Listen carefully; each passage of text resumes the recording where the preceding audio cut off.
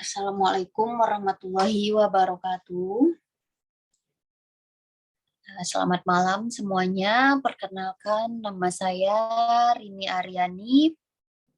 NIM 4312111230.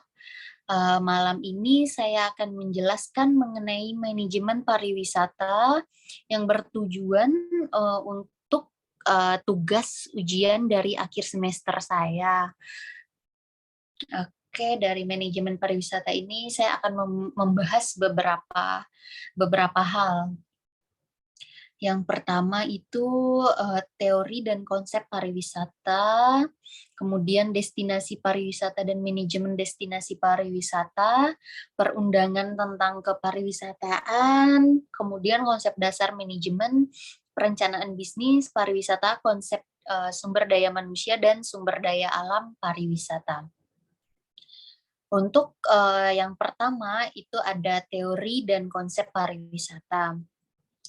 Secara umum, konsep pariwisata itu suatu perjalanan yang dilakukan oleh seorang untuk sementara waktu yang diselenggarakan dari suatu tempat ke tempat yang lain dengan meninggalkan tempat semula dan dengan suatu perencanaan atau bukan maksud untuk mencari nafkah di tempat yang dia kunjungi.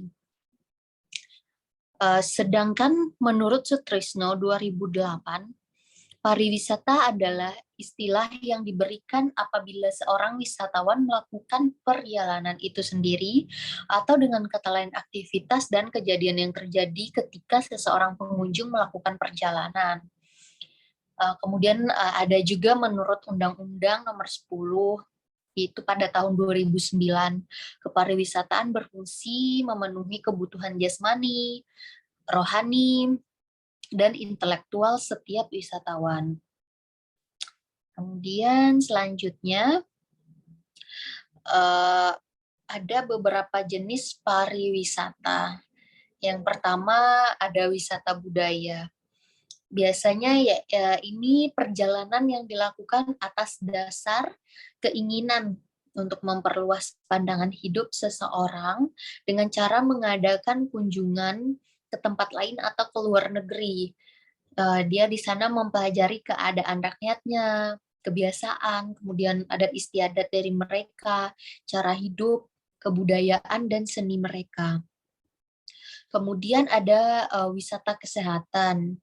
Ini perjalanan seseorang wisatawan dengan tujuan untuk menukar keadaan dan lingkungan tempat sehari-hari di mana ia tinggal dengan kepentingan untuk beristirahat baginya dalam arti istirahat jasmani dan rohani.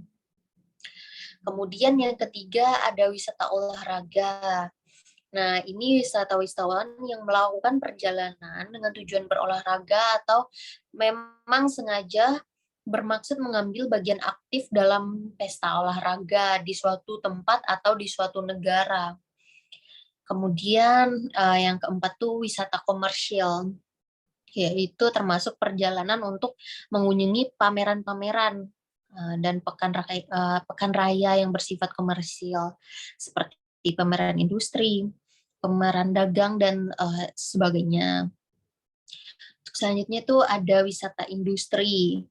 Nah, ini itu perjalanan yang dilakukan oleh rombongan pelajar atau mahasiswa atau orang-orang awam ke suatu kompleks atau daerah perindustrian dengan maksud dan tujuan mengadakan peninjauan atau penelitian. Yang keenam itu ada wisata bahari, yaitu wisata yang banyak dikaitkan dengan danau, pantai, laut. Dan yang terakhir itu ada wisata cagar alam. Nah, ini merupakan jenis wisata yang biasanya diselenggarakan oleh agen atau biro perjalanan yang mengkhususkan usaha-usaha untuk mengatur wisata ke tempat atau daerah cagar alam, taman lindung, hutan daerah dan pegunungan, kemudian tempat yang dilestarikan oleh undang-undang. Oke, selanjutnya itu ada namanya Destination Management Organization atau DMO ya disingkat. Ini adalah struktur tata kelola destinasi pariwisata yang mencakup fungsi koordinasi, perencanaan, implementasi, kemudian pengendalian organisasi destinasi secara inovatif dan sistematik. Tata kelola ini dilakukan melalui pemanfaatan jejaring informasi teknologi yang terpimpin secara terpadu. Dalam DMO ini itu ada keberhasilannya, biasanya kita bisa lihat dari organisasinya, pemasarannya, kemudian kualitas pelayanan dan pengalaman berwisata, kemudian ada penelitian tentang informasi, pengembangan sumber daya manusia, sumber dana, kemudian ada pengelolaan pengunjung, pengelolaan berkelanjutan, ada pengelolaan krisis, pengelolaan masyarakat, kemudian ada kontribusi lingkungan. Oke, selanjutnya destinasi pariwisata dan manajemen destinasi pariwisata.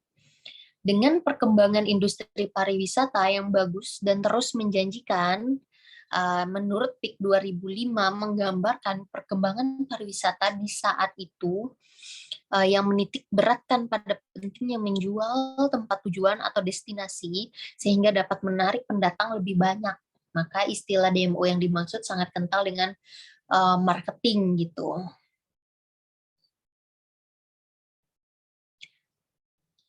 Oke, kemudian selanjutnya itu ada kategori manajemen destinasi dan organisasi pemasaran.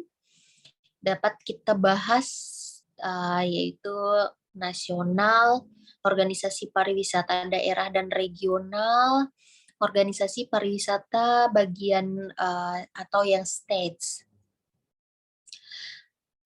Nasional itu bertanggung jawab terhadap pengelolaan dan pemasaran pariwisata, rekreasi, kegiatan rekreasi lainnya di tingkat nasional. Sedangkan pariwisata daerah melakukan promosi, pemasaran, tujuan wisata, terkonsentrasi dan menciptakan kesadaran akan isu-isu sosial dan lingkungan yang terkait dengan pariwisata. Kemudian ada organisasi pariwisata negara, bertanggung jawab atas pengelolaan atau pemasaran pariwisata di suatu negara bagian provinsi atau teritori. Ini menurut UNWTO 2004. Sedangkan menurut Wang, itu organisasi regional negara bagian adalah organisasi dalam pengaturan pemasaran destinasi dan bertanggung jawab untuk mempromosikan dan memasarkan kegiatan pariwisata. Oke, selanjutnya ada Undang-Undang Kepariwisataan, yaitu Undang-Undang Nomor 10 Tahun 2009 tentang pariwisata. Itu dapat dalam pasal 3. Kepariwisataan berfungsi memenuhi kebutuhan jasmani, rohani, intelektual, setiap wisatawan dengan rekreasi dan perjalanan, serta meningkatkan pendapatan negara untuk mewujudkan kesejahteraan rakyatnya. Sedangkan menurut Peraturan Pemerintah Nomor 24 1979, objek wisata itu perwujudan dari ciptaan manusia, tata hidup, seni budaya, serta sejarah bangsa dan tempat keadaannya dalam yang mempunyai daya tarik. Menurut Barreto dan Giantari, pengembangan pariwisata itu adalah suatu usaha untuk mengembangkan atau memajukan objek wisata agar objek wisata tersebut lebih baik dan lebih menarik, ditinjau dari segi tempat maupun benda-benda yang ada di dalamnya untuk dapat menarik minat wisatawan untuk mengunjunginya. Di gambar sebelah itu ada objek wisata yang terdapat di Bali ya. Kemudian selanjutnya produk wisata. Produk wisata ini dikemukakan oleh beberapa pendapat ahli lagi, yaitu Burkhardt dan Netlick, yaitu produk pariwisata dapat merupakan suatu susunan produk yang terpadu yang terdiri dari objek dan daya tarik wisata, transportasi, akomodasi, dan hiburan. Sedangkan menurut Medlik dan Middleton, yaitu produk pariwisata terdiri dari bermacam-macam unsur yang merupakan suatu paket yang satu sama lainnya tidak terpisahkan, serta memenuhi kebutuhan wisatawan sejak meninggalkan tempat tinggalnya sampai ke tempat tujuannya dan kembali lagi ke tempat asalnya. Berdasarkan dari pengertian ini dapat ada beberapa unsur ya yang membentuk suatu pariwisata. Yang pertama, pembentukan produk pariwisata itu ada 3 unsur: daya tarik dari destinasi, fasilitas dari destinasi, kemudian kemudahan dari destinasi. Kemudian ada 6 unsur produk pariwisata, yaitu yang pertama ada objek dan daya tarik pariwisata, jasa travel agent dan tour operator, kemudian jasa perusahaan angkutan, jasa pelayanan akomodasi, restoran, rekreasi, dan hiburan.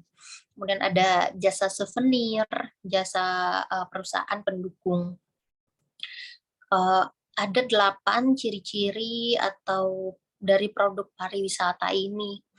Yang pertama, jelas tidak dapat dipindahkan, kemudian tidak memerlukan perantara untuk mencapai kepuasan, tidak dapat ditimbun atau disimpan, sangat dipengaruhi oleh faktor non-ekonomis, tidak dapat dicoba atau dicicipi, kemudian sangat tergantung pada faktor manusia, memiliki tingkat resiko yang tinggi dalam hal investasi. Selanjutnya,